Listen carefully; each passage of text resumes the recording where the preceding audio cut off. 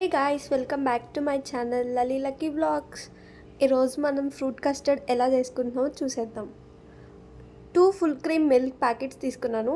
1 litre milk లో ఫ్లేమ్లో పెట్టి ఎవ్రీ 1 మినిట్కి కలుపుతూనే ఉండాలి, మీగడ కట్టకుండా. తర్వాత ఫ్రూట్ కస్టర్డ్ పౌడర్ 1 లీటర్కి 4 టేబుల్ స్పూన్స్ తీసుకోవాలి. సపరేట్గా మిల్క్ ఒక బౌల్లో తీసుకొని దాంట్లో కలుపుకోవాలన్నమాట.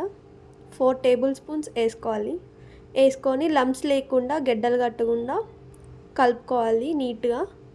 అది పక్కన పెట్టుకున్న తర్వాత పాలు బాగా మరగాలి, కొంచెం థిక్ అవ్వాలి. మిల్క్ థిక్ అయిన తర్వాత ఇప్పుడు మనం కలిపి పెట్టుకున్న ఉంది కదా కస్టర్డ్ పౌడర్, ఆ లిక్విడ్ మొత్తం దాంట్లో వేసేసి కలుపుతూనే ఉండాలి. కలపడం ఆపేస్తే ఫుల్ గడ్డగట్టేస్తుంది అనమాట, ఫుల్ థిక్ అయిపోతుంది. సో కలుపుతూ పోసుకుంటూ ఉండాలి, ఒక సైడ్ కలపాలి, ఒక సైడ్ పోసుకుంటూ ఉండాలి. తర్వాత 1 లీటర్ మిల్క్కి నేను 250 గ్రామ్స్ షుగర్ అయితే తీసుకున్నాను. 250 గ్రామ్స్ షుగర్ యాడ్ చేసుకొని బాగా మంచిగా మిక్స్ చేసుకోవాలి. మిక్స్ చేస్తూనే ఉండాలి, కొంచెం కొంచెం లైట్గా థిక్ అవ్వాలంతే. తర్వాత కలపకుండా అట్లనే ఆపేస్తే మటుకు గడ్డగట్టేస్తుంది అనమాట, మొత్తం సాలిడ్ అయిపోతుంది అది.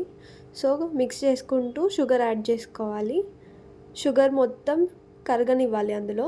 తర్వాత స్టవ్ ఆపేసేసి ఫ్రూట్ కస్టర్డ్ని ఒక 1.5 అవర్ టు 2 అవర్స్ ఫ్రిడ్జ్లో పెట్టుకోవాలన్నమాట.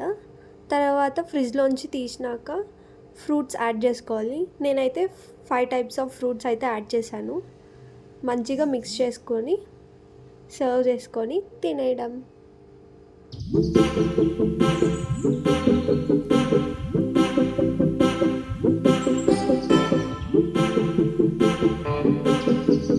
ఈ వీడియో కనుక మీకు నచ్చినట్లయితే please do like, share and subscribe to my YouTube channel.